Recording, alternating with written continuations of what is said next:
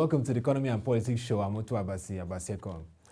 As we enter the month of July, a strategic one that signals the second half of the year 2015, we look at 7 key defining political economic decisions that will shape the direction for Nigeria.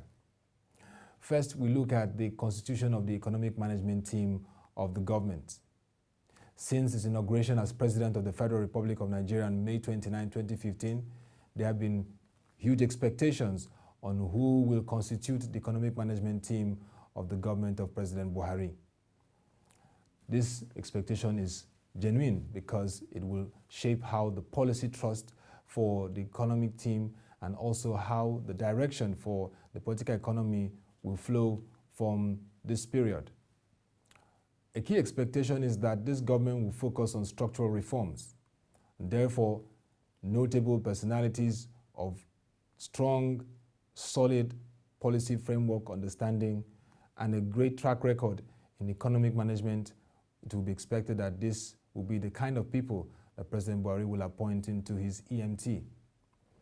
Integrity, credibility, and national interest will be also key issues that must be considered.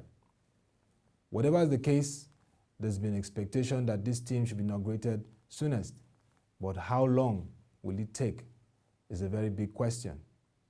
All the same, the EMT will be a very key defining decision and will begin to show experts and analysts and even rating agencies the direction of this government on the economy. Now to the second very key defining decision that we expect in the second half of the year 2015, which is the removal of fuel subsidy. Will it be removed or retained? That's the big question. At the moment, the subsidy bill waged for the presidency is a huge one, and marketers and government have continued to discuss to explore ways that this will be managed. The downstream sector in the Nigerian petroleum industry is in dire need of effective reforms as it covers distribution and supply of petroleum motor spirit that covers diesel, kerosene, and petroleum product supply. At the period, there is increasing demands for the supply of these products. But at the moment, the challenge is government providing the necessary funds to marketers, which has pushed the suggestions for the removal of fuel subsidy, considering the fact that some of the refineries have come back in terms of capacity.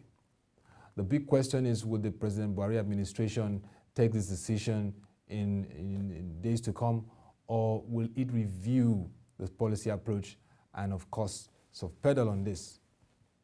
What will be the implications if the fuel subsidy is removed, considering the experience of 2012, when the former administration of President Goodluck Ebele Jonathan took this approach and was greeted with stiff resistance and upheavals across the country? We've also seen comparatively in countries like Sudan and Indonesia how the removal of fuel subsidy, the reactions from the citizens, particularly the Nigerian Labour Congress, the civil societies, and even Nigerian citizens in general will be key personalities, key players that will also shape the reaction to a removal of fuel subsidy if considered by this government. So in a clear nutshell, in the petroleum sector, this will be a very key decision that will define the second half of the year. Third will be the review of the Consolidated Revenue Fund. As government continues to face the challenge of revenue generation to fund its stipulated and mandates and constitutional responsibilities, the National Economic Council was constituted, and President Muhammadu Buhari used the opportunity to read out the Riot Act to rate revenue-generating agencies. He said agencies like the Nigerian National Petroleum Corporation, the Central Bank of Nigeria, the Nigerian Customs Service, the Nigerian Ports Authority, and the Federal Inland Revenue Service will have to comply with the financial regulations stipulated by the Constitution, which has to do with the remittance of revenue to the Federation account. Noting and looking at the Constitution, it is clear that about 80% is being remitted by these agencies to the revenue and the Federation account. To achieve 100% compliance, it will therefore be expedient for the federal government at the executive level and the National Assembly at the legislative level to collaborate and work to expedite action to amending the Constitution. This will enable a quick compliance of 100% remittance to the Federation account, and also raise more funds for government at the federal, state, and local level, which is also a very critical defining decision for the second half of the year. We get to inflation, and it has not been a good story for Nigeria. Inflation has been on the upward trend and is at 9% at the moment, and this is something that needs to be tackled squarely. It will take a robust and very solid fiscal policy from this government. As we look at the crude oil price swinging and it's clear uncertainty and expectations that it will rebound to over $60 in the second half of the year, that optimism drives the need for the Buhari administration's economic management team, when constituted, to explore ways it can technically tackle this situation. It will need a very serious response, considering the fact that the consumer price index is really at a huge level, affecting the consumption level of Nigerians. And that, of course, is something that will define the second half of the year. Power sector is very critical, as it has to do with every Nigerian, their lives, the economy, and infrastructure. At the moment, 4,000 to 4,500 megawatts generation is not good for the economy, even as we acknowledge the fact that the last administration initiated the process by privatizing the sector, particularly the distribution and the generation. The transmission segments needs to be redefined, and this government has to come clear with its policy thrust for the power sector in how it intends to engage this sector, and particularly the DISCOs and the GENCOs. The pricing mechanism will be very critical, and that is why the Nigerian Electricity Regulatory Commission's role will be viewed closely. Also, further investments that are to be made in this sector is very essential, and this is where the power sector reform approach by this government will be given a thorough and critical assessment. We just hope that the government gets it right here, because if it gets it right in power, it will really drive a lot of things, and that is a defining decision for the second half of the year. Next, the CBN policy approach is very important, because the central bank plays a key role in the monetary policy of the country. So the monetary policy regime moving forward for the second half of the year will be viewed closely. At the moment, it's 13%, and the CRR hovering around the 31% level. How this will affect banking policy and also the economy will be watched closely. Apart from the monetary policy regime, the bank verification number exercise, the BVN, which is expected to revolutionize the banking sector and boost financial inclusion, will be looked at. It was supposed to end on June 30th, 2015, but has been extended to October 31st, 2015 to accommodate the diaspora accounts.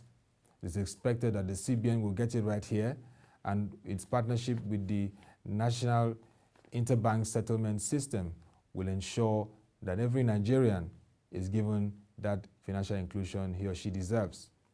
How that will play out, the years to come will define that. Also, the recent policy decision to ban 41 commodities on the forex has been viewed in different and varying views.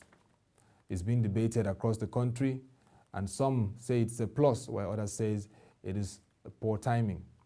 But this will also be another key decision by the CBN that will shape the economy. Finally, the foreign policy of the country and foreign direct investments will be a very crucial decision. This new government has the goodwill of Nigerians and also the international community, but it must leverage on it to come out with dynamic foreign policy and sure and strong incentives to woo foreign direct investments into the country. 2 weeks from now, President Muhammadu Buhari will be the guest of President Barack Hussein Obama, the President of the United States of America, where they're expected to have bilateral discussions on trade and economy levels. It's expected that the Buhari administration will articulate clear positions that will put it at a clear limelight in the global community.